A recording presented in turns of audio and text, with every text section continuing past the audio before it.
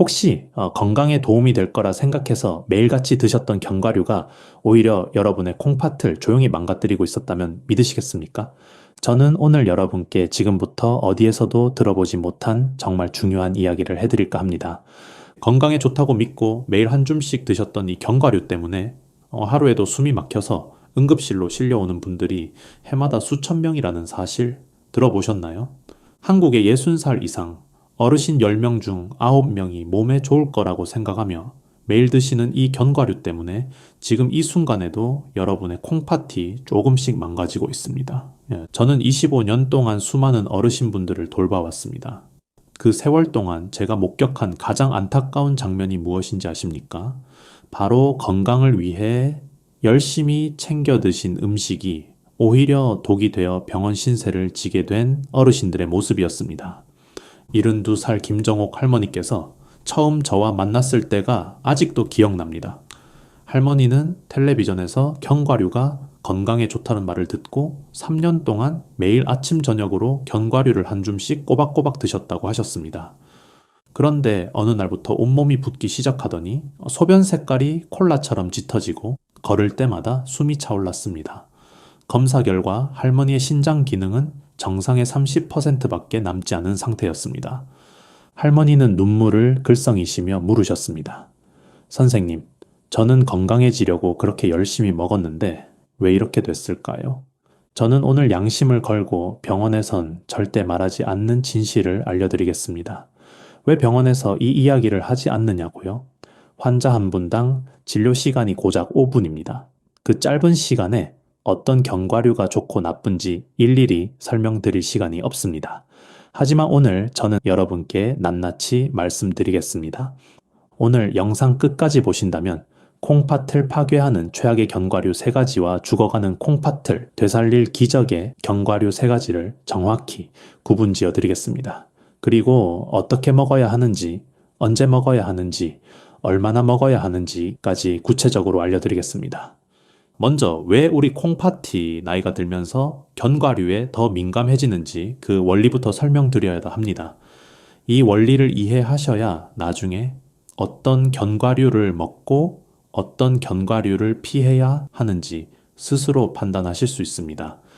60살 이후 우리 몸은 급격하게 변합니다. 신진대사가 떨어지고 콩팥 기능은 20, 30대의 절반 수준으로 감소합니다.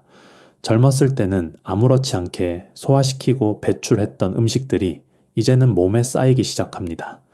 잘못된 음식이나 습관 하나가 곧바로 투석이라는 무서운 결과를 부를 수 있습니다. 콩팥을 쉽게 설명하자면 우리 몸속에 있는 정수기 필터라고 생각하시면 됩니다. 정수기 필터가 하는 일이 무엇입니까? 물속의 불순물을 걸러내서 깨끗한 물만 통과시키는 것입니다. 우리 콩팥도 마찬가지입니다. 하루에 약 180리터의 피를 걸러서 노폐물은 소변으로 내보내고 깨끗해진 피는 다시 온몸으로 돌려보냅니다. 그런데 여러분, 정수기 필터를 10년, 20년 쓰면 어떻게 됩니까? 필터 구멍이 막히고 불순물이 제대로 걸러지지 않습니다. 우리 콩팥도 똑같습니다. 나이가 들면 콩팥의 필터 역할을 하는 사구체라는 조직이 점점 손상됩니다. 60살이 되면 이미 콩팥 기능이 20대의 60에서 70% 수준으로 떨어집니다. 70살이 되면 50% 이하로 내려가는 분들도 많습니다. 이 상태에서 콩팥에 부담을 주는 음식을 계속 드시면 어떻게 될까요? 필터가 완전히 막혀버립니다. 필터가 막히면은 노폐물이 피 속에 쌓이기 시작합니다. 이것을 의학 용어로 요독증이라고 합니다. 요독증이 오면 온몸이 붓고 구역질이 나고 정신이 혼미해지고 심하면 심장이 멈출 수도 있습니다. 제가 왜 이렇게 무서운 이야기부터 하느냐고요? 여러분께서 오늘 이 영상의 중요성을 제대로 아셔야 하기 때문입니다. 이것은 단순한 건강 정보가 아닙니다. 생존 지식입니다. 자, 그러면은 콩팥에 부담을 주는 성분이 무엇인지 알아야겠지요. 콩팥 건강에서 가장 주의해야 할 성분은 크게 4가지입니다. 첫째 인, 둘째 칼륨, 셋째 나트륨, 넷째 수산염입니다. 먼저 인에 대해 설명드리겠습니다. 인은 뼈와 치아를 만드는 데 필요한 미네랄입니다. 젊고 건강한 사람에게는 문제가 되지 않습니다. 하지만 콩팥 기능이 떨어진 분들은 이야기가 다릅니다. 콩팥이 인을 제대로 배출하지 못하면 피 속에 인이 쌓입니다. 인이 쌓이면 뼈에서 칼슘을 빼앗아 갑니다. 그래서 뼈가 약해지고 골다공증이 심해지고 혈관벽에 칼슘이 쌓여서 동맥경화가 빨라집니다. 다음은 칼륨입니다. 칼륨은 심장 박동을 조절하는 아주 중요한 미네랄입니다. 하지만 콩팥이 나쁜 분들에게는 독이 될 수 있습니다. 콩팥이 칼륨을 제대로 배출하지 못하면 피 속에 칼륨이 높아집니다. 칼륨이 너무 높아지면 심장 박동이 불규칙해지고 심하면 심장이 갑자기 멈출 수 있습니다. 이것을 고칼륨 혈증이라고 하는데 응급실에서 제가 가장 긴장하는 상황 중 하나입니다. 셋째, 나트륨, 즉 소금기입니다. 이 나트륨을 많이 섭취하면 몸에 물이 차고 혈압이 올라갑니다. 높은 혈압은 콩팥의 필터를 더 빨리 망가뜨립니다. 콩팥이 망가지면 나트륨 배출이 더 어려워지고 그러면 혈압이 더 올라가는 악순환이 시작됩니다. 마지막으로 수산염입니다. 수산염은 칼슘과 만나면 돌처럼 굳어지는 성질이 있습니다. 이것이 바로 신장 결석의 주범입니다. 결석이 생기면은 콩팥 안쪽에 상처가 나고 염증이 생기고 결국 콩팥 조직이 손상됩니다. 여러분, 견과류에는 이 네 가지 성분이 모두 들어 있습니다. 물론 종류에 따라 그 양이 천차만별입니다. 어떤 견과류는 인이 아주 많고 어떤 견과류는 수산염이 아주 많습니다. 그래서 무턱대고 견과류가 몸에 좋다고 아무거나 드시면 안 됩니다. 어떤 견과류가 우리 콩팥에 독이 되고 어떤 견과류가 약이 되는지 정확히 아셔야 합니다. 자, 이제 시니어 분들이 절대 드시면 안 되는 최악의 견과류 3가지를 알려드리겠습니다. 최악의 견과류 첫 번째, 브라질 너트입니다. 브라질 너트라고 들어보셨습니까? 최근 몇 년 사이에 건강식품으로 아주 유명해진 견과류입니다. 이 텔레비전 건강 프로그램에서 셀레늄의 왕이라고 소개했고 많은 분들이 앞다투어 사 드셨습니다. 인터넷에서 검색해 보면은 갑상선에 좋다, 항암 효과가 있다, 치매 예방에 좋다 이런 정보가 넘쳐납니다. 그런데 여러분, 이 브라질 너트가 왜 최악의 견과류 첫 번째에 올랐는지 아십니까? 브라질 너트에는 셀레늄이 다른 음식과 비교할 수 없을 정도로 많이 들어 있습니다. 브라질 너트 한 알에 들어있는 셀레늄은 약 70에서 80 마이크로그램입니다. 건강한 성인의 하루 셀레늄 권장 섭취량이 55 마이크로그램입니다. 그러니까 브라질 너트 한 알만 먹어도 하루 권장량을 훌쩍 넘기는 것입니다. 셀레늄은 적당히 먹으면 항산화 작용을 해서 몸에 좋습니다. 하지만 많이 먹으면 독이 됩니다. 셀레늄을 과다 섭취하면 셀레늄 중독증이 발생합니다. 의학 용어로 셀레노시스라고 합니다. 증상이 어떻게 나타나느냐면 처음에는 머리카락이 빠지기 시작합니다. 그 다음 손톱이 부서지고 갈라집니다. 입안에서 금속 맛이 나고 피로감이 심해집니다. 더 심해지면 구역질, 설사가 나타나고 가장 무서운 것은 심장에 문제가 생길 수 있다는 것입니다. 제가 만난 어르신 중에 68세 박종수 어르신이 계셨습니다. 이 어르신은 전립선 건강에 셀레늄이 좋다는 말을 듣고 브라질 너트를 하루에 대여섯 알씩 6개월 동안 드셨습니다. 어느 날 갑자기 심장이 두근거리고 불규칙하게 뛰기 시작했습니다. 병원에 오셔서 검사해보니 혈중 셀레늄 수치가 정상의 3배가 넘었습니다. 다행히 브라질 너트 섭취를 중단하고 치료를 받으셔서 회복하셨지만 자칫하면 큰일 날 뻔했습니다. 그런데 셀레늄 문제만 있는 것이 아닙니다. 브라질 너트에는 인 성분도 아주 많습니다. 브라질 너트 100g당 인 함량이 약 725mg입니다. 콩팥이 안 좋은 분들은 하루 인 섭취량을 800mg 이하로 제한해야 하는데 브라질 너트 조금만 먹어도 이 기준을 훌쩍 넘겨버립니다. 게다가 브라질 너트에는 방사성 원소인 라듐도 다른 식품보다 훨씬 많이 들어있습니다. 브라질 너트 나무의 뿌리가 땅속 깊이 넓게 뻗어 있어서 토양의 라듐을 고농도로 흡수하기 때문입니다. 바나나의 라듐 함량이 킬로그램당 1 피코큐리 정도인데 브라질 너트는 무려 1000 피코큐리입니다. 1000배나 많은 것입니다. 결론적으로 말씀드리면은 브라질 너트는 건강한 젊은 사람이 하루에 한두 알 정도 먹는 것은 괜찮을 수 있습니다. 하지만 60살 넘으신 분들, 특히 콩팥 기능이 조금이라도 떨어진 분들은 절대 드시면 안 됩니다.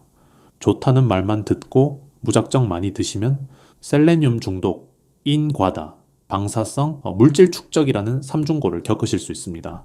최악의 견과류 두 번째, 아몬드입니다. 여러분, 아몬드라고 하면 어떤 생각이 드십니까? 아마 대부분 건강한 견과류라고 생각하실 것입니다. 비타민 E가 풍부하고 피부에 좋고 다이어트에 좋다고 알려져 있습니다. 커피 전문점에 가면은 아몬드가 들어간 음료가 즐비하고 마트에 가면은 아몬드 과자, 아몬드 우유, 아몬드 버터가 가득합니다. 그런데 이 아몬드가 왜 콩팥에 최악인지 아십니까? 아몬드에는 수산염이라는 성분이 견과류 중에서 가장 많이 들어 있습니다. 아몬드 100g당 수산염 함량이 약 490mg에 달합니다. 이것은 다른 견과류와 비교했을 때 압도적으로 높은 수치입니다. 수산염이 왜 위험하냐면은 우리 몸속에서 칼슘과 만나면 수산칼슘이라는 결정체를 만들기 때문입니다. 이 결정체가 콩팥에 쌓이면은 신장결석이 됩니다. 신장결석이 얼마나 아픈지 아십니까? 의학계에서는 신장결석의 통증을 출산의 고통에 비유합니다. 옆구리를 칼로 찌르는 듯한 극심한 통증이 밀려옵니다. 결석이 한번 생기면 재발률이 아주 높습니다. 5년 내 재발률이 50%가 넘습니다. 결석이 반복되면 콩팥 안쪽에 상처가 계속 생기고 염증이 반복되면서 콩팥 조직이 딱딱하게 굳어갑니다. 이것을 신장섬유화라고 합니다. 섬유화가 진행되면 콩팥 기능이 돌이킬 수 없이 나빠집니다. 제가 만난 어르신 중에 65, 세이영이 할머니가 계셨습니다. 이 할머니는 아몬드가 피부에 좋다고 해서 매일 30알씩 2년 동안 드셨습니다. 물을 많이 안 드시는 습관까지 있으셨습니다. 어느 날 새벽에 갑자기 오른쪽 옆구리에 극심한 통증이 왔습니다. 식은땀이 줄줄 흐르고 구토까지 하셔서 응급실로 실려 오셨습니다. 검사해 보니 콩팥에 1cm짜리 결석이 2개나 있었습니다. 결국 내시경 수술을 받으셨고 지금도 재발 방지를 위해 식이요법을 철저히 지키고 계십니다. 아몬드의 또 다른 문제는 곰팡이 독소입니다. 아몬드를 습한 곳에 보관하거나 오래 두면 아스페르길루스라는 곰팡이가 피기 쉽습니다. 이 곰팡이는 아플라톡신이라는 독소를 만들어냅니다. 아플라톡신은 세계보건기구에서 지정한 1급 발암물질입니다. 간과 콩팥에 손상을 주고 장기간 노출되면 암을 유발할 수 있습니다. 무서운 것은 아플라톡신이 열에 강해서 볶아도 완전히 사라지지 않는다는 것입니다. 그래서 아몬드를 드신다면 반드시 밀폐 용기에 넣어 냉장 보관하셔야 합니다. 조금이라도 쩐내가 나거나 맛이 이상하면 절대 드시면 안 됩니다. 하지만 콩팥 건강이 걱정되시는 분들은 아예 아몬드를 피하시는 것이 가장 안전합니다. 최악의 견과류, 세 번째 땅콩입니다. 땅콩은 우리나라 사람들에게 가장 친숙한 견과류입니다. 막걸리 안주로, 간식으로, 반찬으로 어릴 때부터 먹어왔습니다. 땅콩버터, 땅콩조림까지 식탁에서 빠지지 않습니다. 그런데 이 친숙한 땅콩이 왜 콩팥에 최악이냐고요? 첫 번째 이유는 아플라톡신입니다. 앞서 아몬드에서도 말씀드렸지만 땅콩은 아플라톡신 오염에 특히 취약합니다. 땅콩은 땅속에서 자라기 때문에 수확 과정에서 흙에 있는 곰팡이에 쉽게 노출됩니다. 또 땅콩의 껍질에는 틈이 많아서 곰팡이 포자가 침투하기 좋습니다. 실제로 식품의약품안전처에서 유통 중인 땅콩 제품을 검사했더니 일부에서 기준치를 초과하는 아플라톡신이 검출되어 회수 조치된 적이 여러 번 있습니다. 이 아플라톡신은 간에 손상을 주는 것으로 유명하지만 콩팥에도 나쁜 영향을 미칩니다. 콩팥의 세관이라는 조직에 염증을 일으키고 장기간 노출되면 콩팥 기능을 떨어뜨립니다. 두 번째 이유는 나트륨입니다. 여러분이 드시는 땅콩 대부분은 볶은 땅콩이나 버터 땅콩입니다. 이런 가공 땅콩에는 소금이 아주 많이 들어갑니다. 소금에 절인 땅콩 100g에는 나트륨이 사바액에서 600mg이나 들어있습니다. 여기에 땅콩 조림까지 드시면은 나트륨 섭취량이 치솟습니다. 이 나트륨을 많이 섭취하면 몸에 물이 차고 혈압이 올라갑니다. 이 고혈압은 콩팥 손상의 가장 큰 원인 중 하나입니다. 높은 혈압이 콩팥의 작은 혈관들을 망가뜨립니다. 이것을 고혈압성 신장병이라고 합니다. 한국 투석 환자의 약 20%가 고혈압 때문에 콩팥이 망가져서 투석을 받게 되었습니다. 제 기억에 남는 어르신 중에 73 박기철 어르신이 계셨습니다. 이 어르신은 저녁마다 막걸리 한 잔에 소금 땅콩 한 봉지를 드시는 습관이 있으셨습니다. 30년 넘게 그렇게 드셨습니다. 어르신 말씀이 땅콩이 고소하고 술안주로 딱이라서 끊을 수가 없었다고 하셨습니다. 그런데 70세 되던 해에 건강검진을 받으셨는데 콩팥 기능 수치가 정상의 40%밖에 안 나왔습니다. 혈압도 160에 120으로 아주 높았습니다. 지금은 혈압약을 드시면서 저염식을 하고 계시지만 이미 손상된 콩팥 기능은 완전히 회복되지 않습니다. 세 번째 이유는 땅콩에도 수산염이 상당량 들어있다는 것입니다. 아몬드만큼은 아니지만 땅콩 100g당 수산염이 약 140mg 들어있습니다. 수산염이 많은 음식을 먹고 물을 적게 마시면 결석이 생기기 쉽습니다. 여러분, 지금까지 콩팥에 최악인 견과류 3가지를 말씀드렸습니다.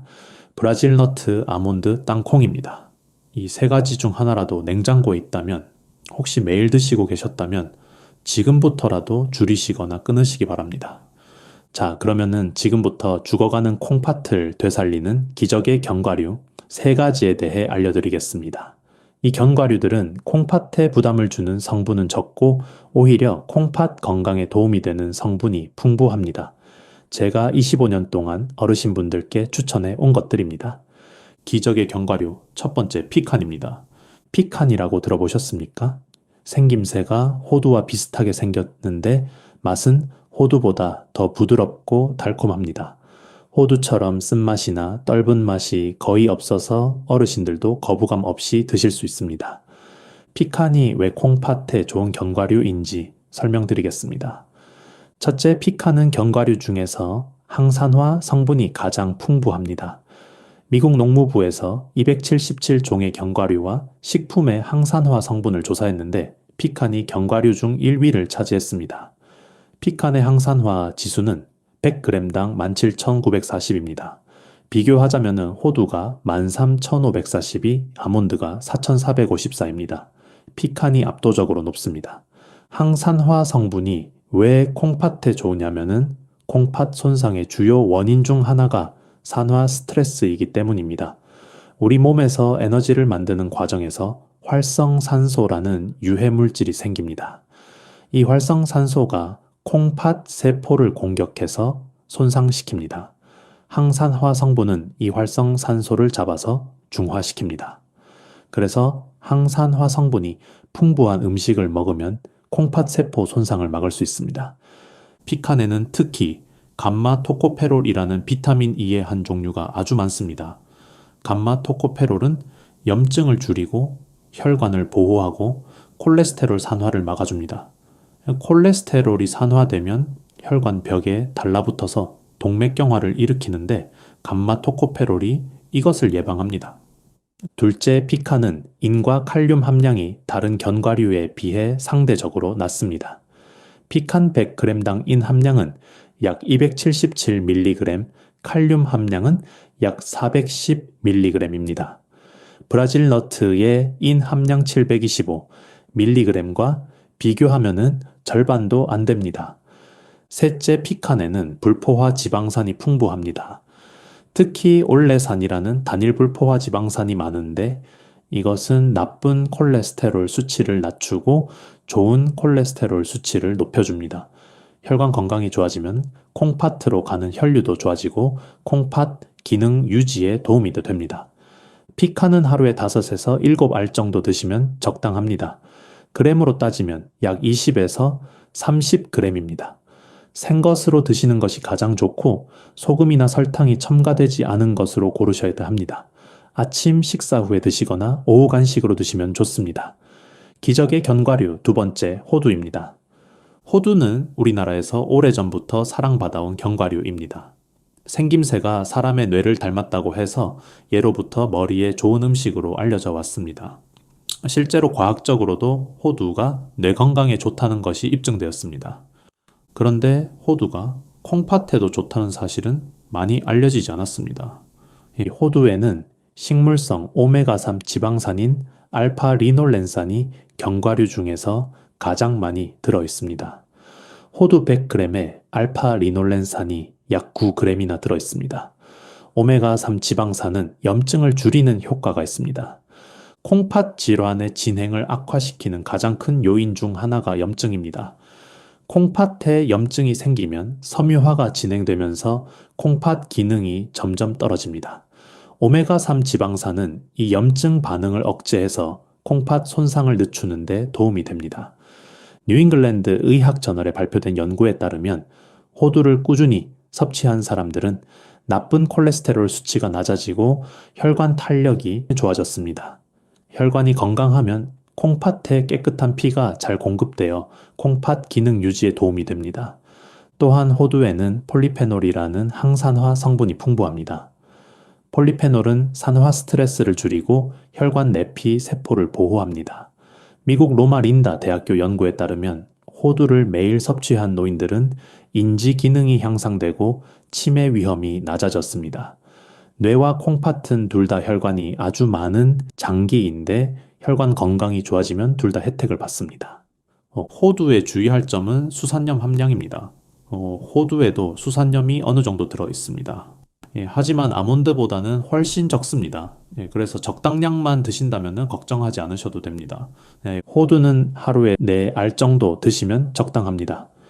그램으로 따지면 약 25에서 30g입니다. 호두는 기름기가 많아서 쉽게 산패됩니다. 반드시 밀폐 용기에 넣어 냉장 보관하시고 사신 지 한 달 안에 드시는 것이 좋습니다.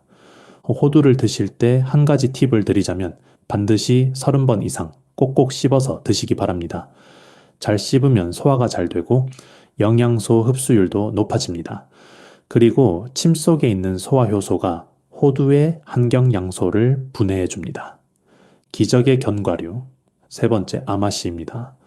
아마씨는 참깨보다 조금 큰 갈색 씨앗입니다. 최근 건강식품으로 주목받고 있는데 미국 타임지가 선정한 10대 슈퍼푸드에도 이름을 올렸습니다. 러시아에서는 먹는 금이라고 부를 정도로 귀하게 여깁니다. 아마씨가 왜 콩팥에 좋은지 설명드리겠습니다. 첫째, 아마씨에는 리그난이라는 성분이 다른 어떤 식품보다 많이 들어 있습니다. 아마씨의 리그난 함량은 다른 식물의 75배에서 800배에 달합니다. 리그난은 강력한 항산화 작용을 합니다. 활성산소를 중화시켜서 세포 손상을 막아줍니다. 리그난에 대한 연구 결과가 아주 흥미롭습니다. 한 연구에서는 아마씨의 리그난이 루푸스 신염이라는 신장 질환을 예방하는 데 도움이 된다고 보고했습니다. 리그난이 염증을 줄이고 단백뇨를 감소시키는 효과가 있기 때문입니다. 둘째, 아마씨에는 알파 리놀렌산이라는 식물성 오메가3 지방산이 풍부합니다. 아마씨 한 큰술에 알파 리놀렌산이 약 1.8g 들어있습니다. 오메가3 지방산은 항염증 작용을 해서 콩팥의 염증성 손상을 줄여줍니다. 또한 혈압을 낮추는 효과도 있습니다.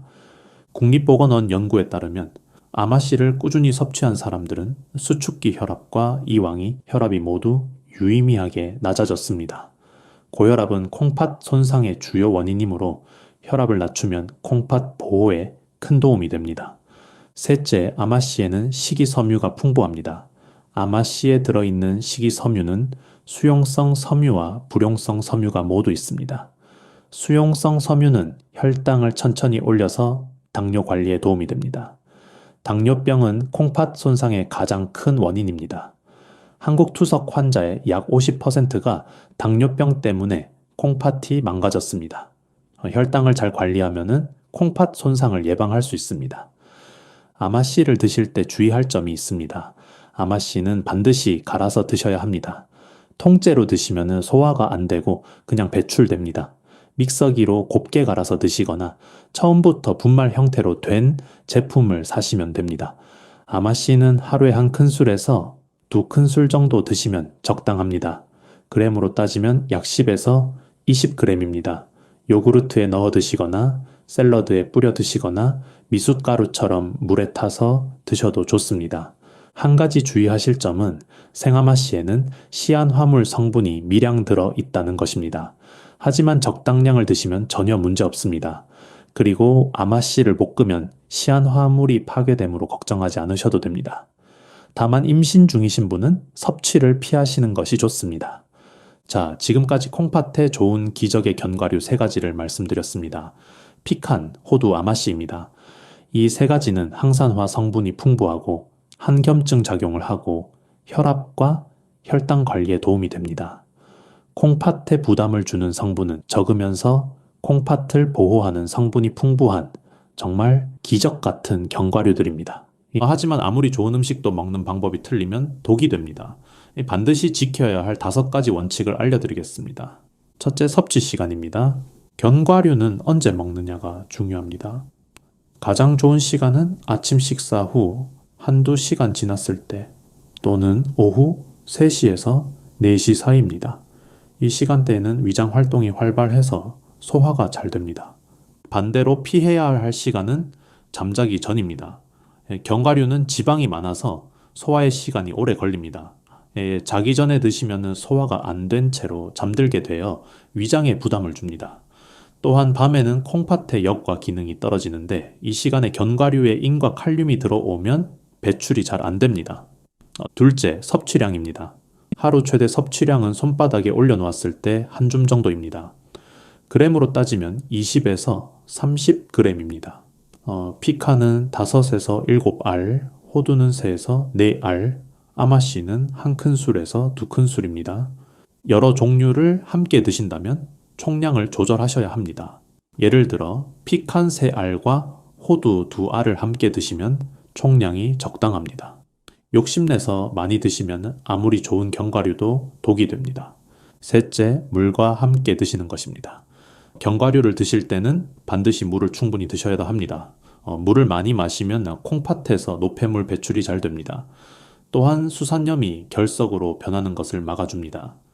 견과류 한 줌 드실 때 물 한 컵, 약 200ml를 함께 드시기 바랍니다. 하루 전체로는 물을 1.5리터에서 2리터 정도 드시는 것이 좋습니다. 다만 콩팥 기능이 많이 떨어진 분들은 의사 선생님과 상의하셔서 물 섭취량을 조절하셔야 합니다. 넷째, 약 복용과의 간격입니다.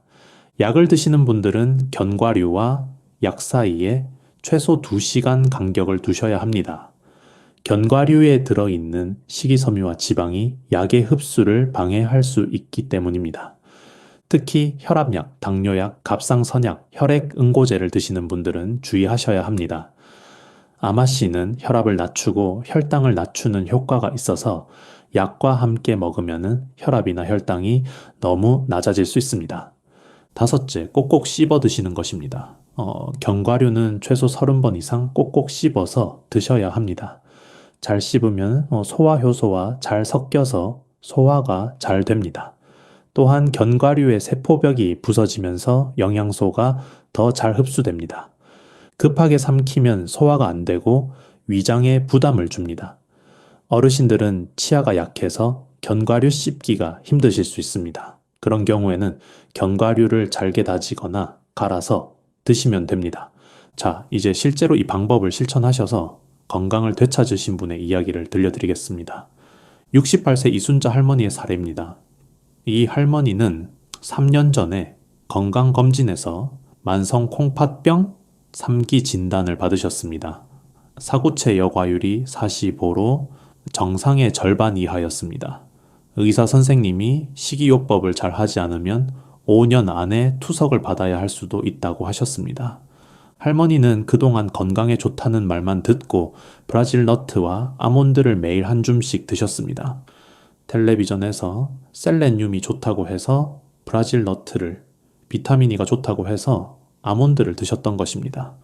저는 할머니께 브라질 너트와 아몬드를 당장 끊으시고 대신 피칸과 호두, 아마씨로 바꾸시라고 말씀드렸습니다. 그리고 5가지 원칙을 꼭 지키시라고 당부드렸습니다. 이제 할머니는 처음에는 반신반의 하셨습니다. 그동안 좋다고 먹었던 것을 끊으라니 어리둥절하셨던 것입니다. 하지만 투석이 무서워서 제 말을 따르기로 하셨습니다. 할머니는 매일 아침 식사 후에 픽 한 5알과 호두 2알을 30번씩 꼭꼭 씹어 드셨습니다. 아마씨 한 큰술은 요구르트에 넣어 드셨습니다. 물도 하루에 1.5리터씩 드셨습니다. 석 달 후 검사 결과 할머니의 사구체여 과율이 45에서 52로 올랐습니다. 담당 의사 선생님도 놀라셨습니다. 보통 만성 콩팥병은 좋아지지 않고 악화되는 것이 일반적인데 수치가 좋아졌으니까요. 6개월 후에는 사구체여 과율이 58까지 올랐습니다. 할머니는 그 사이에 혈압도 안정되고 부기도 빠지고 얼굴색도 좋아지셨습니다. 무엇보다 체력이 좋아져서 손주들과 놀아줄 수 있게 되셨습니다. 할머니는 지난번 만났을 때 제 손을 꼭 잡으시며 말씀하셨습니다. 선생님이 제 인생을 다시 돌려주셨습니다. 손주 결혼식 볼 수 있을 것 같아요. 물론 모든 분들이 이순자 할머니처럼 좋아지시는 것은 아닙니다. 콩팥 손상 정도, 다른 기저질환, 생활 습관에 따라 결과는 달라질 수 있습니다. 하지만 잘못된 식습관을 고치는 것만으로도 악화 속도를 늦추고 좋은 경우에는 일부 회복도 가능하다는 것을 보여주는 사례입니다. 마지막으로 오늘 내용을 정리해 드리겠습니다. 콩팥의 최악인 견과류 3가지는 브라질 너트, 아몬드, 땅콩입니다. 브라질 너트는 셀레늄 과다와 높은 인 함량, 아몬드는 수산염 과다로 인한 결석 위험, 땅콩은 아플라톡신과 높은 나트륨이 문제입니다. 콩팥에 좋은 기적의 견과류 3가지는 피칸, 호두, 아마씨입니다. 피칸은 항산화 성분이 가장 풍부하고 호두는 오메가3 지방산이 풍부하고 아마씨는 리그난과 식이섬유가 풍부합니다. 실천을 위한 5가지 원칙은 적절한 섭취 시간, 하루 한 줌 이내의 섭취량, 물과 함께 마시기, 약과 2시간 간격 유지, 30번 이상 꼭꼭 씹기입니다. 오늘부터 냉장고 속 브라질 너트, 아몬드, 소금 땅콩을 정리하시고 피칸과 호두, 아마씨로 다시 채우시기 바랍니다. 물론 오늘 말씀드린 내용은 일반적인 건강 정보입니다. 이미 콩팥 질환 진단을 받으신 분들은 반드시 담당 의사 선생님과 상의하신 후에 식단을 조절하시기 바랍니다. 개인마다 상태가 다르기 때문에 전문가의 조언이 필요합니다. 여러분, 오늘의 영상이 도움이 되셨다면 지금 바로 주변의 가족이나 지인분들에게 이 영상을 공유해 주세요. 여러분의 작은 관심 한 번이 주변의 소중한 생명을 구할 수도 있습니다. 또한 구독 버튼과 좋아요 버튼 아직 안 누르셨다면 지금 눌러주세요.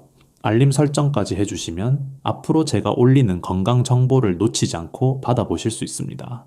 그리고 댓글로 오늘부터 실천하겠습니다 라는 다짐을 남겨주세요. 그 다짐이 여러분의 건강한 습관을 시작하는 첫걸음이 될 것입니다.